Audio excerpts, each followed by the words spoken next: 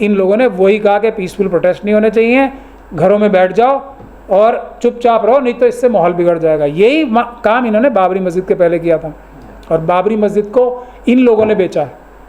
और अब ये एक एक मस्जिद को बेचेंगे, एक एक हिजाब बेचेंगे, एक एक दाढ़ी बेचेंगे, एक एक का ईमान बेचने की कोशिश करेंगे। इतनी बुज़दिली आ कहाँ से गई इन लोगों में, इतनी ज़मीर फरोशी आ कहाँ से गई?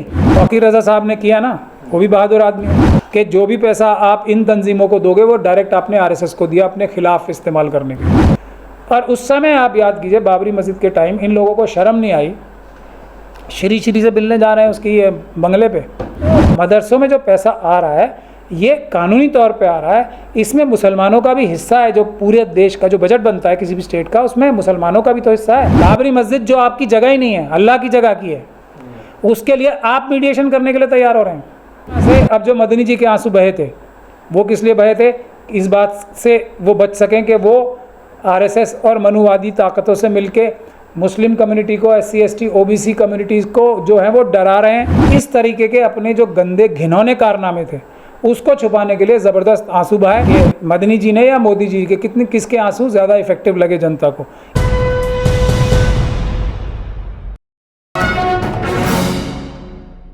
मैं हूं शकील अहमद और आप देख रहे हैं न्यूज़ मैक्स। जिस तरह से पूरे देश में पिछले 8 साल से मुसलमानों के हालात बने हुए हैं, बाबरी मस्जिद के बाद ज्ञानवापी, बुर्का, 3 तलाक, इन सारे मसलों को लेकर लगातार टीवी पर डिबेट्स होती हैं। ऐसे में मुसलमान बार बार ये सवाल खड़ा कर रहे हैं कि जो हमारी बड़ी बड़ी मिल्ली तंजीमें हैं वो क्या कर रही हैं। मुसलमान उनकी तरफ देख रहे हैं और ये उम्मीद लगाए हुए हैं कि इनकी तरफ से हमें कोई रहनुमाई मिलेगी ताकि इस तरह की जो हमारे साथ हरकतें की जा रही हैं उससे निजात मिले। जब इस चीज़ को लेकर सोशल मीडिया में बहुत ज़्यादा हंगामा हुआ, लोग बार बार सवाल करने लगे इन तंजीमों के ज़िम्मेदारान से कि करोड़ों रुपए आपको चंदा मिलता है। वो लोग जो ज़रा सी बात पर कांग्रेस सरकार में रामलीला ग्राउंड भर दिया करते थे, पिछले 8 साल से वो ऐसी हिम्मत क्यों नहीं जुटा पा रहे हैं? ये सवाल बार बार जब किया जा रहा है तो ऐसे में पिछले महीने कुछ प्रोग्राम्स दिल्ली में देखने में आए। एक प्रोग्राम देवबंद में भी हुआ। मुस्लिम मजलिस मशावरत ने 2 प्रोग्राम किए, अपने मेंबर्स जो ज़िम्मेदारान हैं उनके साथ एक बैठक की, उसके साथ ही 2 दिन का पब्लिक गैदरिंग उन्होंने इस्लामिक कल्चर सेंटर में किया। उसके बाद जमात उलमा हिंद ने 2 दिन के लिए देवबंद में अपने पूरे मजलिस शूरा को बुलाया और मंथन किया गया और एक उसमें रेजोल्यूशन पास किया गया। इसके अलावा एक तीसरी कोशिश पूर्व मेंबर ऑफ पार्लियामेंट मोहम्मद अदीब के ज़रिए की गई, जिसमें पूरी इंडिया से इंटेलेक्चुअल आए। लेकिन इन तीनों मीटिंग के बाद मीडिया रिपोर्ट्स जिन्होंने बारीकी से उसको देखा, उसको कवर किया, तो ये बात निकलकर सामने आई कि तीनों ही मीटिंग्स में कोई कंक्लूज़न नहीं निकलकर सामने आया। कोई ऐसी ठोस रणनीति नहीं बनाई गई जिससे मुसलमानों के ऊपर हो रहे अत्याचार को बंद किया जा सके, अपनी आवाज़ सरकारों तक और पूरी दुनिया तक पहुंचाने के लिए कोई रणनीति बनाई जा सके। इसी पर बात करने के लिए हमारे साथ महमूद पराचा हैं और उसके साथ ही हम बात करेंगे। मैं अभी उस प्रोग्राम के बाद मौलाना महमूद मदनी तमाम टीवी चैनल्स में गए और अपनी बात वहाँ पर रखी। उसको लेकर भी ख़ासतौर से सोशल मीडिया में नौजवान, मुस्लिम नौजवान एक्टिव हैं, वो उसको लेकर, उसके कई चीज़ों को लेकर परेशान हैं और सवाल कर रहे हैं। महमूद साहब, क्या कहना चाहेंगे? जिस तरह से अब हम आपसे बार बार बात करते हैं और बार बार आप ये कहते हैं कि सड़कों पर आना चाहिए, मुस्लिम तंजीमें इस मोड में नज़र नहीं आ रही हैं। अब भी यही कहा जा रहा है कि हम कोर्ट्स में जाएंगे, अपनी आवाज़ सरकार तक पहुंचाएंगे। एक रेजोल्यूशन ये भी आया कि प्रधानमंत्री से मुलाकात का वक्त मांगा गया है, उनसे मुलाकात करेंगे, मुख्यमंत्रियों से मुलाकात करेंगे, योगी से मुलाकात करेंगे और अपने जो मसाइल हैं उनको उठाने की कोशिश करेंगे। तो क्या समझते हैं, जिस तरह की ये कोशिश की गई, 3 प्रोग्राम दिल्ली में हुए, उसको किस तरह से आप देखते हैं? देखिए, हम तो और हम हमारे चंद साथी और जो भी इंटेलिजेंट आवाज़ें हैं schedule caste, schedule tribe, OBC और माइनॉरिटीज़ की कम्युनिटी की, महिलाओं की, वो तो सीधी सीधी एक ही बात कर रहे हैं। एक ही रास्ता है, इसमें कोई बहुत बड़े बड़े कोई सेमिनार और जलसे करने की ज़रूरत ही नहीं है। पीसफुल प्रोटेस्ट करना है और हमारे बड़े बड़े लोगों को गिरफ्तारियां देनी है, कोर्ट अरेस्ट करना है। ये 2 तरीके हैं इस मनुवादी मानसिकता की सरकार को सही रास्ते पे लाने के, जिसकी सफलताएं हम देख ही चुके हैं। एक CNRC के प्रोटेस्ट में जब मुस्लिम ख़वातीन ने किया और दूसरी किसान आंदोलन में। अब जब ये दबाव हमारी और सभी सच्चे और बहादुर लोगों की तरफ से बन रहा है, तो ये बिल्कुल इनका चेहरा जो है बेनकाब हो रहा है कि जो बात हम कहते हैं और लोग कहते हैं कि ये लोग तो मिले हुए ही आरएसएस से, यही तो जो बहादुर लोग हैं, जो देश से प्यार करते हैं, जो संविधान से प्यार करते हैं, उसको बचाने के लिए अपनी कुर्बानी देने के लिए आगे आना चाहते हैं। जो सरकार सिर्फ पुलिस तंत्र से और डंडा तंत्र से जो सच्चाई और ईमानदारी से कोई बात रखना चाहते हैं, उसको दबाना चाहती है, तो वो उसको बहादुरी से मुकाबला करना चाहते हैं और सरकार को मजबूर करना चाहते हैं कि वो संविधान से चले, मनुस्मृति से ना चले, संविधान से चले। तो उन लोगों वो जो इतना दबाव बन जाता है, इन लोगों की चेहरों से नकाब उतरने लगते हैं कि ये तो मिले हुए ही हैं। और ये हर चीज़ में, एक तो जो इनके आका बैठे हैं आरएसएस और मनुवादी मानसिकता के लोग नागपुर में, हर चीज़ उनसे पूछ के ही करते हैं, उनके इशारे पे करते हैं। तो ये पार्ट ऑफ द गेम है कि किस तरीके से मनुस्मृति लागू की जाए। उसमें क़यादत को हाईजैक करके जो बहादुर अवाम है, एससी भी बहादुर हैं, एसटी भी बहादुर हैं, माइनॉरिटीज़ भी बहादुर हैं, ओबीसी भी बहादुर हैं, महिलाएं भी बहादुर हैं। महिलाओं ने तो साबित करके दिखा दिया, मुस्लिम महिलाओं ने CNRC के प्रोटेस्ट में। तो ये सब बहादुर लोगों को, ये जो बाकी मनुवादी मानसिकता के लोग हैं जो ये कहते हैं कि इंसान इंसान के बराबर नहीं होता है, वो कंट्रोल कैसे करके रखेंगे?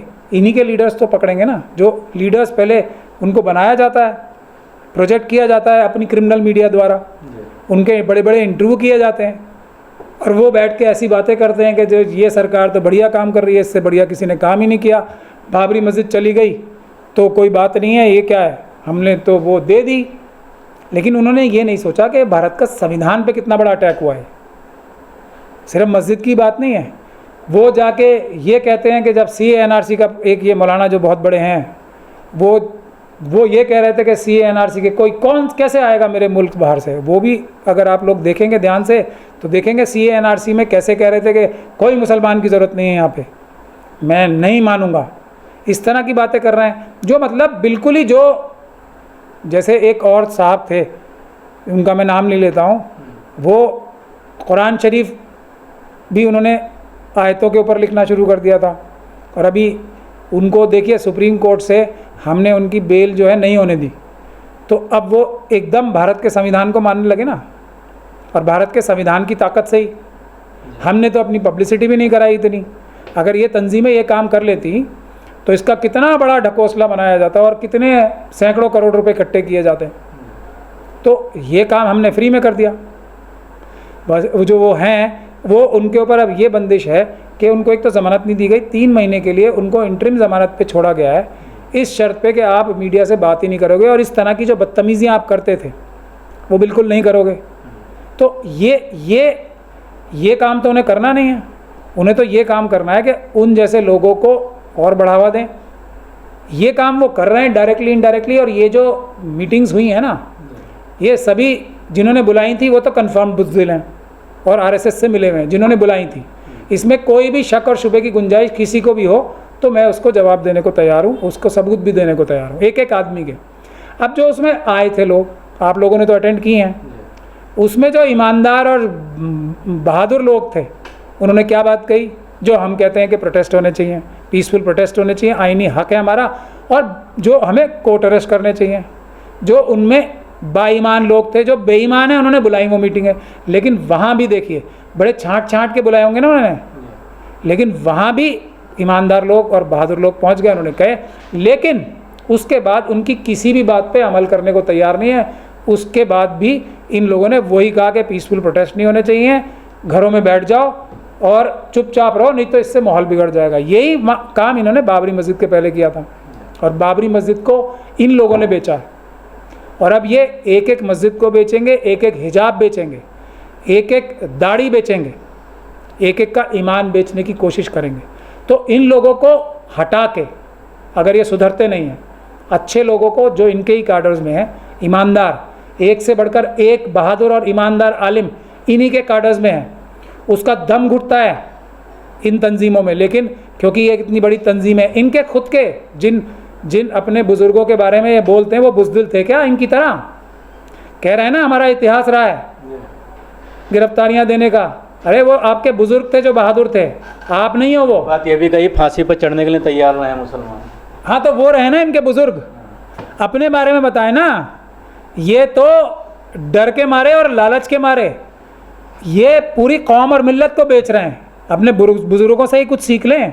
मुझे तो इसी बात पे हैरानी हुई है कि कैसे इतने अच्छे लोगों की औलादें ऐसी निकली हैं। ये है सबसे बड़ी हैरानी की बात। इतनी बुज़दिली आ कहाँ से गई इन लोगों में, इतनी ज़मीर फरोशी आ कहाँ से गई। खुद ही बता रहे हैं ना इनके बुज़ुर्ग कैसे थे। उनका ज़र्रा बराबर भी अगर ये उनके कारनामों पे अमल कर लें, ज़र्रा बराबर भी, तो आज कोई प्रॉब्लम ही नहीं रहेगी। ये तो उनसे उनके दुश्मन हैं, ये अपने बुज़ुर्गों के, उनके बरखिलाफ़ काम कर रहे हैं। ये है इनकी असलियत। तो ये बात है असली। जो भी इंसान, मैं आपको सीधे सीधे बताता हूँ, कोई भी इंसान जो आप लोगों को पीसफुल प्रोटेस्ट करने से रोकता है, डराता है या डाइवर्ट करता है, वो आरएसएस के डायरेक्ट टच में है। ये समझ लो आप, वो आरएसएस के चुंगल में है, लालच की वजह से या डर की वजह से। और जो भी इंसान, कोई और रास्ता है ही नहीं, पीसफुल प्रोटेस्ट करने के लिए बोलता है और गिरफ्तारियाँ देने के लिए बोलता है। सिर्फ बोलता ही नहीं, आता भी है। जैसे मैं बोल रहा हूँ, ये सब लोगों को, बुज़दिलों को मैं मौका दे रहा हूँ। नहीं तो मैं खुद ऐलान करूँगा और मैं खुद जाऊँगा। तौकीर रज़ा साहब ने किया ना, वो भी बहादुर आदमी है। तो जो करेगा वो ईमानदार है, जो नहीं करेगा वो बेईमान है, बुज़दिल है, उसकी कोई बात नहीं सुननी चाहिए। वो झूठा है, उसकी ट्रेनिंग वही मनुवादी आरएसएस के कर रहे हैं जिनको सिर्फ झूठ बोलना ही आता। एक बात जमात के ज़रिए एक हफ़्ता पहले एक प्रेस नोट जारी किया गया जिसमें तीसरा पॉइंट ये था कि टीवी डिबेट्स में मुसलमान ना जाएं। उसके बाद प्रोग्राम के बाद उसकी तशहीर के लिए तमाम चैनल्स में मौलाना गए।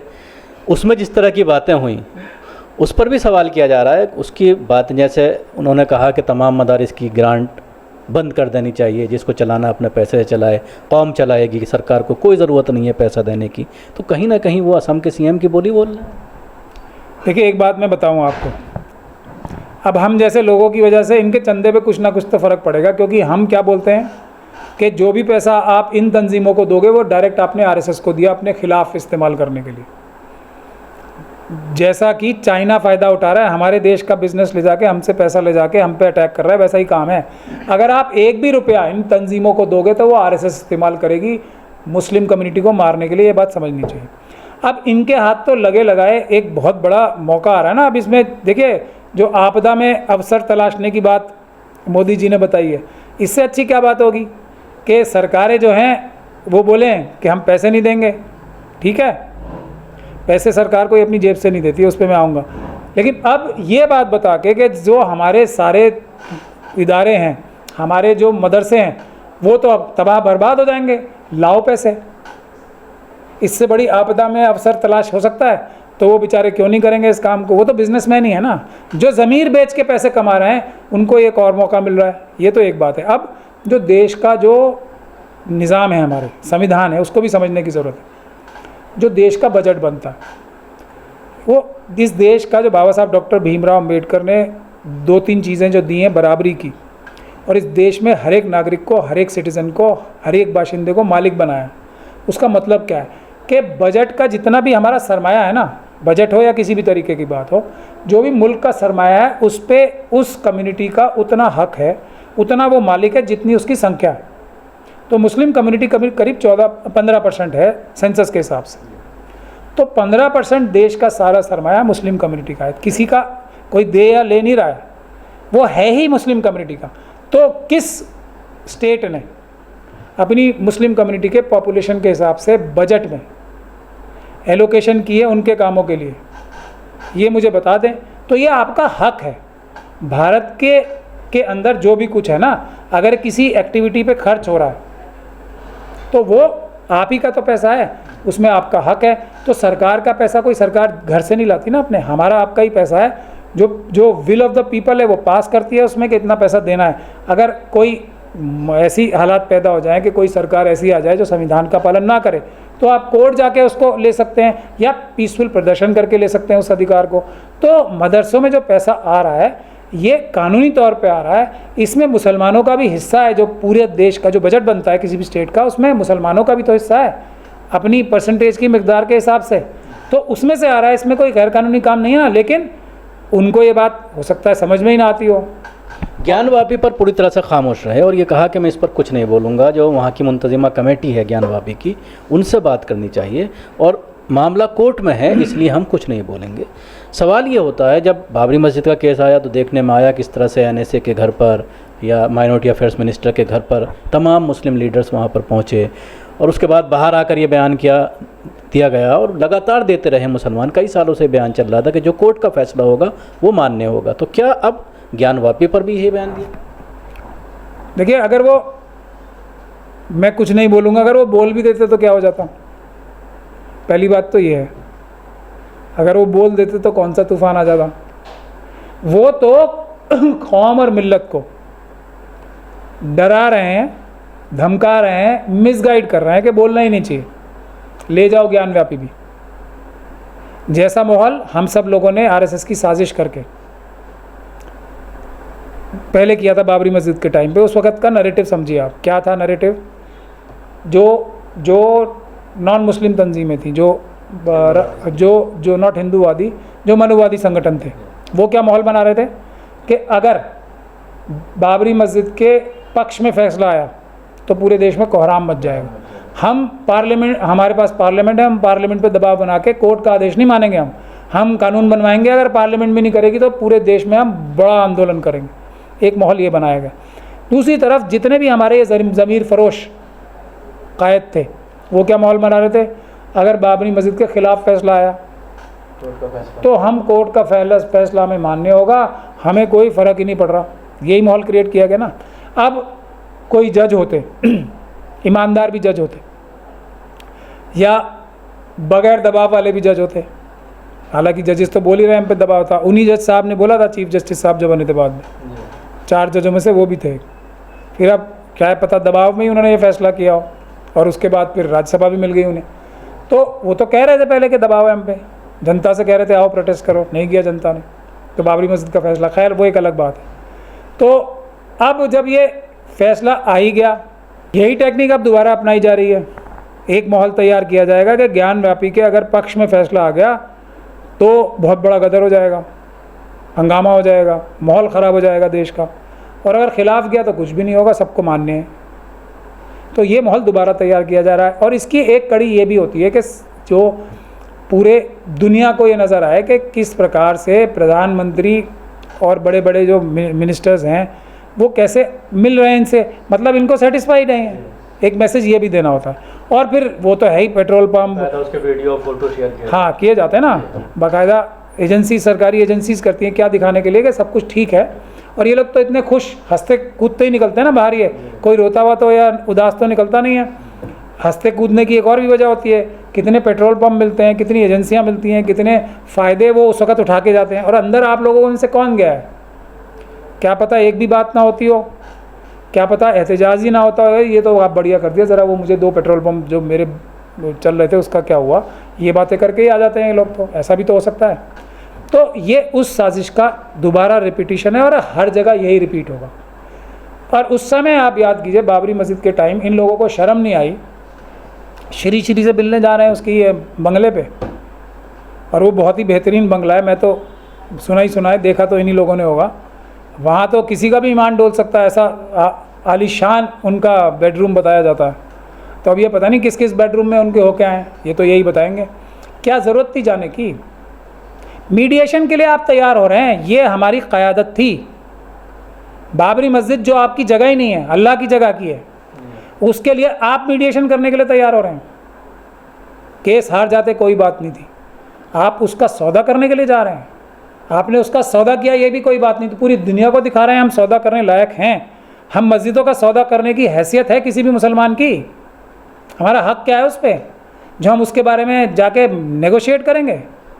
कोई ज़बरदस्ती गैर कानूनी तरीके से किसी भी मजबूरी में छीन ले, हमसे छीन ले, हम तैयार तो ना हो, लेकिन तैयार करना है, क्योंकि मनुवादी ये जानते हैं SC ST OBC और माइनॉरिटीज़ या महिलाओं में से कोई भी पक्ष खड़ा हो गया तो मनुवादी उनके सामने टिक नहीं सकते। तो इसीलिए उनकी क़यादत ख़रीदी जाती है। क़यादत को ठीक करें। ये सभी लोग गद्दार हैं। जो भी पीसफुल प्रोटेस्ट के लिए मना करता है वो गद्दार है, सबसे बड़ा टेस्ट है। और पीसफुल प्रोटेस्ट ये सारे मिल के भी नहीं रोक पाएंगे, हम लोग करेंगे अगर कोई नहीं करेगा तो। हम लोग गिरफ्तारियां देंगे अगर कोई भी नहीं करेगा। और हम सिर्फ बोलते नहीं हैं, ये मनुवादी सुन ले ध्यान से, मैं बोल रहा हूँ ये, और मेरे साथ पूरी आवाम है। मैं सिर्फ कुछ